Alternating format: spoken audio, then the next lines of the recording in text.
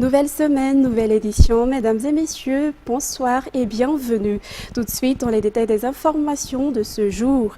Le 18e sommet de la francophonie s'est tenu à Djerba en Tunisie le week-end dernier. L'ouverture des pays membres au développement numérique a été le sujet abordé durant ce 18e sommet. Madagascar y a participé à travers une délégation dirigée par le Premier ministre Thierry Christian qui a confirmé dans son allocution qu'il devrait y avoir un système à mettre en place afin de réduire le coût de l'Internet pour sa facilité d'accès. Les détails avec Jutikael Khadjianirin. Plusieurs membres du gouvernement ainsi que le secrétaire général de la présidence de la République ont accompagné le Premier ministre Thierry Christian lors de ce 18e sommet de la francophonie qui s'est tenu à Djerba en Tunisie le week-end dernier.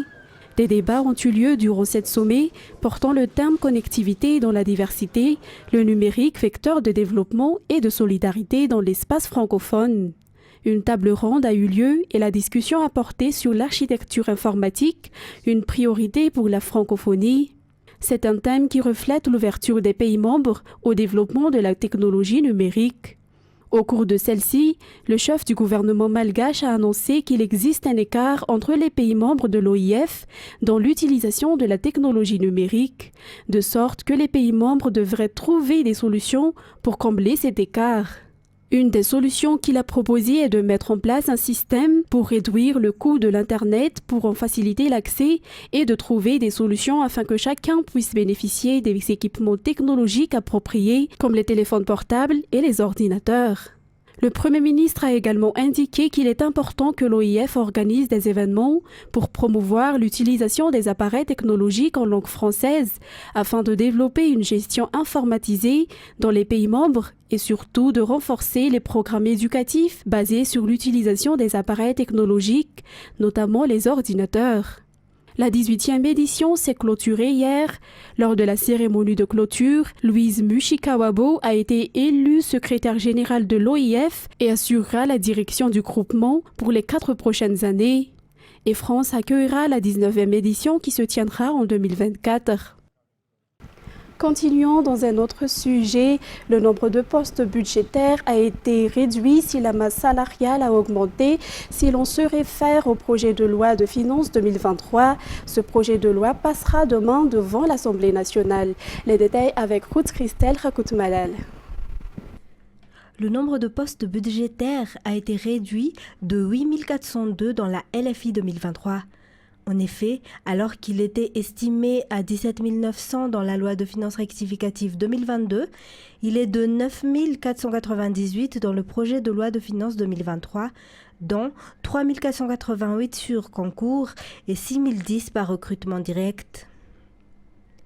Le ministère de l'Éducation reçoit le quota le plus élevé avec 3 943 postes, suivi du ministère de la Sécurité publique 1420, du ministère de la Justice 1270, du ministère de la Défense nationale 830, du secrétaire d'État chargé de la gendarmerie 823, du ministère de l'Enseignement technique 712 et du ministère de la Santé publique 500.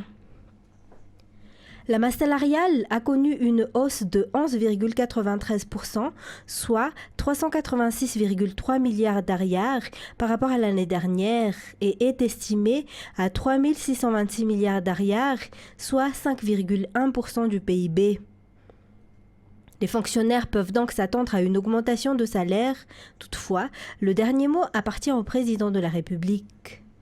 Par ailleurs, par rapport à cette année, où le montant total du service de la dette extérieure était à 630,6 milliards d'ariars, le projet de loi de finances initiale pour 2023 accuse une hausse de 60% en termes de remboursement de la dette. En effet, le service de la dette extérieure à rembourser pour 2023 s'élève à 1008,8 milliards d'ariars, dont 702,2 milliards d'ariars en principal et 306,6 milliards d'ariars en intérêts. Concernant la dette intérieure, les charges pour l'année 2023 sont évaluées à 335,5 milliards d'ariars, soit un accroissement de 22,5% comparativement à 2022. Ce projet de loi sera présenté demain devant les parlementaires de la Chambre basse. Ensuite, le fait de détruire le bien commun est inacceptable, a déclaré aujourd'hui le ministre de l'Énergie et des Hydrocarbures, Andra Marson, au vu des événements qui se sont déroulés à Marolimbe hier soir. En effet, la centrale électrique de Marolimbe, dans la région de l'Est, n'est plus opérationnelle. Il faudra 2 semaines, voire 1 mois pour sa réparation. Le ministre a souligné que parmi les causes de la colère des usagers figure également la négligence des responsables de la Chirama. Le nouveau groupe pour Marolimbe est arrivé à Touamas il y a déjà 3 mois, mais la Jirama a déclaré qu'il n'est pas livré dans la zone à cause de problèmes de transport qui auraient dû être résolus depuis longtemps, a déclaré le ministre. Les détails avec Antoniana Martina et Nzar Hanjiantsu. La centrale électrique de Marolimbe, dans la région Atnana, n'est plus opérationnelle après cet incendie qui s'est produit dans la nuit d'hier. Ce qui est triste et inacceptable, car c'est un bien commun et c'est également une entreprise publique, a déclaré le ministre de l'Énergie et des Hydrocarbures lors de sa visite à Mbouch aujourd'hui. Cette centrale de Marolimbe connaît déjà des problèmes depuis longtemps, mais elle n'a pas été réparée à temps selon les explications.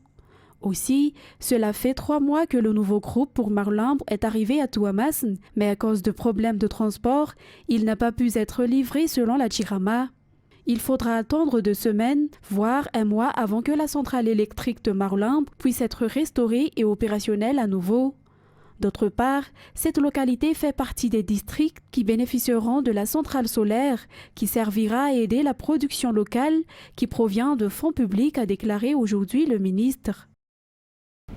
Continuons dans la partie sud de Madagascar. Le nombre de personnes inscrites sur les listes électorales dans la partie sud de l'île a augmenté. Par ailleurs, les communautés locales ont reçu les outils nécessaires pour continuer les travaux d'inscription selon les responsables auprès de la CENI aujourd'hui lors de la visite qu'ils ont effectuée. Felana Rakoutoir Soul. La campagne de sensibilisation et d'inscription des citoyens dans les listes électorales pour la région sud de Madagascar a commencé au début du mois de novembre. En ce qui concerne particulièrement le district de Touliar, presque toutes les communes et Fouktan ont reçu les équipements nécessaires pour mettre à jour la liste électorale. De plus, des stratégies ont été mises en place pour éviter les retards. Selon les responsables de la CENI qui se sont rendus sur les lieux aujourd'hui, le nombre de personnes inscrites sur les listes électorales a augmenté, ce qui prouve la volonté des citoyens à s'inscrire. À part cela, la CENI a indiqué que l'état de route dans de nombreux districts de l'île est toujours un obstacle majeur à l'achèvement des travaux. En santé, le nouveau cas de Covid-19 a augmenté ces dernières semaines.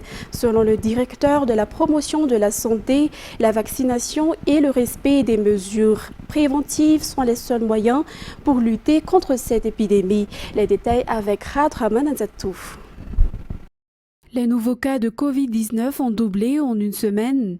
195 nouveaux cas sont confirmés entre le 12 et 18 novembre, alors que seulement 71 nouveaux cas ont été annoncés une semaine avant. Le CVO a également beaucoup aidé dans la lutte contre la Covid-19 et nous pouvons toujours continuer à l'utiliser, souligne le Dr Manch Rakoutoirvoun, directeur de la promotion de la santé. Toujours dans ce cadre, l'utilisation des toilettes est un acte simple pour éviter les défécations à l'air libre, mais aussi pour éviter la propagation des saletés qui provoquent de nombreux types de maladies, d'où l'importance de la célébration de la Journée mondiale des toilettes. Cette année, la célébration s'est tenue dans le district de Bekil, région d'Anjouy, samedi dernier. Bekil est considéré comme le district le plus propre à présent, car les habitants des 20 communes qui le composent utilisent les toilettes. Les détails avec Miarvoulet Sferen et Sechanjianapou. Actuellement, seulement 32% des Malgaches utilisent des toilettes. La vision du projet Madagascar propre 2025 étant d'atteindre les 90% d'ici 3 ans.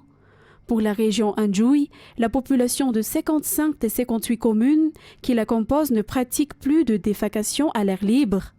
La propreté et la santé sont complémentaires, car selon le témoignage du maire de la commune de Bezakou, district de Bekil, le nombre de patients admis à l'hôpital en raison de diarrhée a nettement baissé depuis la mise en place des toilettes.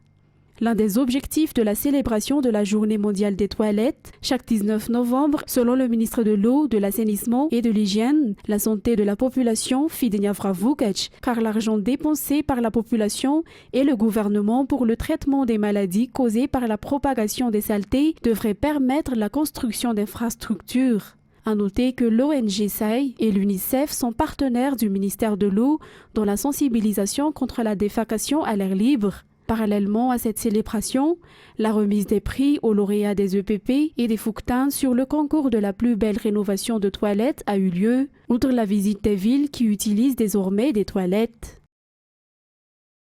Dans un autre contexte, l'entreprise en charge des travaux de réhabilitation de la route nationale 5 reliant Touamasn et Fenrivest a décidé d'effectuer des travaux d'urgence sur cette route nationale face à l'afflux de transport en cette saison de Litchi. Des travaux d'urgence qui ne sont pas dans le cahier des charges car les travaux définitifs sont encore en phase d'étude actuellement. Natera Koutumav. 60% des travaux d'urgence sur cette route nationale numéro 5 reliant Touamasn à Fenrivest sont achevés actuellement. Des travaux d'urgence ont été faits car les travaux définitifs sont encore dans la phase d'étude. Ainsi, afin de limiter les dégâts sur cette RN5 face à l'afflux des véhicules qui vont passer en cette saison des Litchi sur cette partie est de la Grande Île, a été la raison de ces travaux d'urgence. Selon l'ingénieur de contrôle au sein du bureau d'études, ces travaux d'urgence devront être refaits quand l'entreprise procédera aux travaux définitifs après cette saison des Litchi. Pour les transporteurs, ces travaux d'urgence sont les bienvenus car ils soulagent en partie de la dégradation de cette RN5. Si le trajet entre Touamasn et Foulpointe était de 2 heures, les transporteurs peuvent le faire en 1h30 max. Concernant les travaux définitifs, ils doivent encore passer diverses études et des mesures qui respectent les normes internationales car il s'agit d'un projet financé par la Banque mondiale. Les études environnementales et sociales, les phases d'auscultation et de déflexion seront effectuées avant que les travaux en question ne commencent, souligne l'ingénieur au sein du ministère des Travaux publics. Les travaux de cette route nationale numéro 5 dureront 12 mois. Dans les actualités sportives, la Coupe du monde du football a débuté hier et ne s'achèvera que le 18 décembre. Le match entre le Qatar et l'Équateur hier a marqué le lancement officiel de cette 22e édition de la Coupe du monde qui se tient au Qatar. Liv Anjiamanandar nous en dit plus. Pour le match d'ouverture de la Coupe du monde, le Qatar, le pays hôte, a sombré face à l'Équateur ce dimanche au stade Al-Bayt. Dès la 3e minute, Valencia marque déjà un but, mais ce dernier a été refusé pour position de hors-jeu. Quelques minutes plus tard, l'Équateur a ouvert le score grâce à Valencia encore. Les deux équipes se séparent et rentrent dans les vestiaires sur le score de 2-0 en faveur de l'Équateur. Ce score reste inchangé car la seconde mi-temps est moins animée malgré les tentatives menées par Afif et ses coéquipiers. Ainsi, l'Équateur réussit son entrée en lice et remporte la victoire. À noter que ces deux équipes font partie du groupe A en compagnie du Pays-Bas et du Sénégal. L'Équateur est donc en tête du classement, ayant 3 points. Place maintenant aux actualités internationales. L'Iran est secoué par une vague de manifestations depuis la mort en détention le 16 septembre de Mahsa Amini, une Kurde iranienne de 22 ans arrêtée par la police des mœurs pour avoir enfreint le strict code vestimentaire pour les femmes dans le pays. France 24. C'est un incendie comme un défi au régime des ayatollahs. La maison natale de celui qui fut le chef de la révolution islamique est en feu. Une Iranienne filme et s'adresse aux manifestants. Bravo, vous brûlez la maison de Khomeini. Bravo, je vous félicite. Ces derniers jours, l'Iran connaît ses manifestations les plus violentes depuis 3 mois. Ici, c'est au cri de mort au dictateur. À Mahrabad, dans le nord, les révoltés construisent des barricades. Liberté pour les femmes, on ira jusqu'au bout. Les protestations s'étendent à des villes moyennes du pays et les confrontations avec la police se multiplient. À Iranshahr, c'est coups de feu des forces de l'ordre sur les manifestants. Mercredi, 3 personnes, dont cet enfant de 9 ans, ont été tuées. Il s'appelait Kian Pirfalak. Des milliers d'Iraniens ont assisté à ses funérailles. Pendant des émeutes, la police a criblé de balles la voiture de ses parents. L'une des plus grandes actrices iraniennes réagit alors en pleurs. Arrêtez ce massacre. Et si enlever mon voile aide la contestation, alors c'est la moindre des choses que je le fasse. À Téhéran, sur le quai du métro, scène de panique. On entend des détonations, des manifestants qui se sont réfugiés là semblent pris pour cible. À l'intérieur du wagon, sur ce tableau, des passagers ont écrit en toutes lettres le mot « déshonneur ». Jeudi, à Téhéran, les commerces du bazar avaient baissé le rideau. La contestation est devenue une révolte de grande ampleur. Ensuite, plus de 10 millions d'Ukrainiens étaient privés d'électricité vendredi 18 novembre, au lendemain de nouvelles frappes russes dans plusieurs villes, dont Kiev, survenues durant les premières neiges, alors que le mercure pourrait descendre jusqu'à moins 10 degrés. Dans les prochains jours, à Kherson, libéré des Russes depuis une semaine, les découvertes des cas de torture se multiplient. Toujours avec France 24. Une semaine que les forces russes se sont retirées de Kherson et tandis que la ville se réjouit encore de sa liberté retrouvée, d'autres commencent à prendre la mesure de l'ampleur des crimes de guerre commis par les troupes russes durant l'occupation. Le médiateur ukrainien des droits de l'homme a déclaré à France 24 que dans tous les territoires occupés, les agressions envers la population étaient systématiques et méthodiques. Il y a des centaines de nos soldats que la Russie a torturés et tués contre la Convention de Genève. Ils ont préparé un système pour terroriser et tuer les Ukrainiens. Je veux que le monde comprenne que ce que la Russie a fait sur le territoire ukrainien est un génocide déjuré du peuple ukrainien.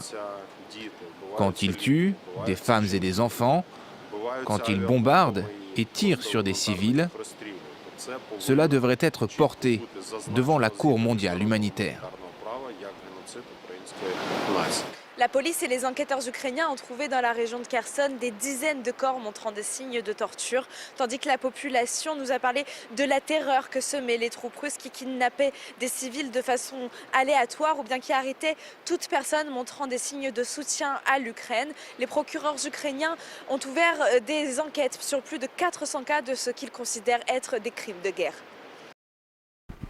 Et pour terminer cette édition, victime d'une déchirure à la cuisse lors d'une séance d'entraînement à huis clos, Karim Benzema a été contraint de jeter l'éponge pour l'ensemble de la compétition. Après Pogba, Kanté, Kimpembe, Nkunku, c'est Karim Benzema qui a déclaré forfait pour la Coupe du Monde 2022 après être sorti blessé du dernier entraînement de l'équipe de France. Alors, les Bleus font-ils encore partie des favoris pour ce Mondial 2022 ?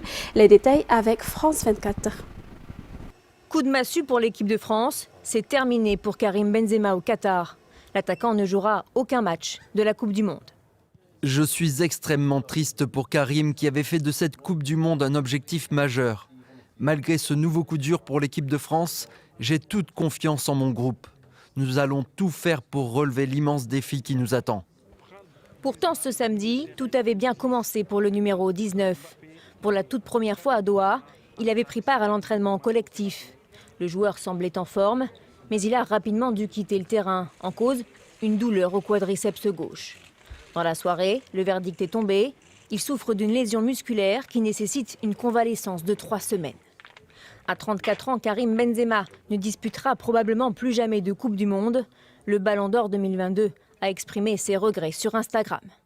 De ma vie, je n'ai jamais abandonné, mais ce soir, il faut que je pense à l'équipe comme je l'ai toujours fait. Alors la raison me dit de laisser ma place à quelqu'un qui pourra aider notre groupe à faire une belle Coupe du Monde. Merci pour tous vos messages de soutien. Ce mondial commence très mal pour l'équipe de France. Certains parlent déjà de la malédiction du champion. Les absents étant déjà nombreux, Paul Pogba, N'Golo Kanté, Presnel Kimpembe ou encore Christopher Nkunku. Didier Deschamps doit une nouvelle fois revoir ses plans avant le premier match des Bleus, mardi soir contre l'Australie. Et oui, Karim Benzema avec l'équipe de France, c'est une histoire difficile, une histoire douloureuse, un vrai coup de massue en tout cas pour les Bleus, comme nous l'explique notre envoyé spécial Elliot Samuel qui était à l'entraînement des Bleus aujourd'hui. Regardez.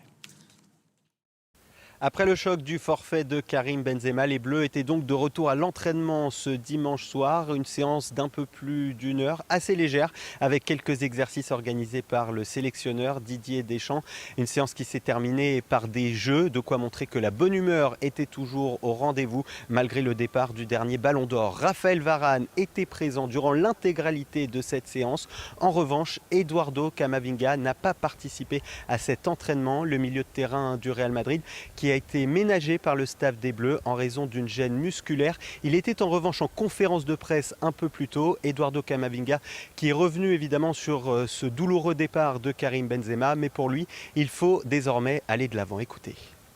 C'est un de nos leaders aussi qui part et il y a quand même de gros joueurs ici. Donc on va se battre pour tous ceux qui n'ont pas pu venir, qui n'ont pas eu la chance de venir durant cette compétition, pour tous les forfaits et pour toute la France durant cette compétition. Les Bleus qui seront de retour à l'entraînement ce lundi soir pour une disposition tactique de veille de match à 24 heures de cette première rencontre face à l'Australie. Un entraînement qui n'aura pas lieu, comme c'est le cas généralement, dans le stade où se déroulera la rencontre face à l'Australie, mais bien ici, sur ce terrain d'entraînement. Chers téléspectateurs, c'est ainsi que prend fin cette édition. Je vous remercie de l'avoir suivi jusqu'à son terme. Excellente soirée en notre compagnie.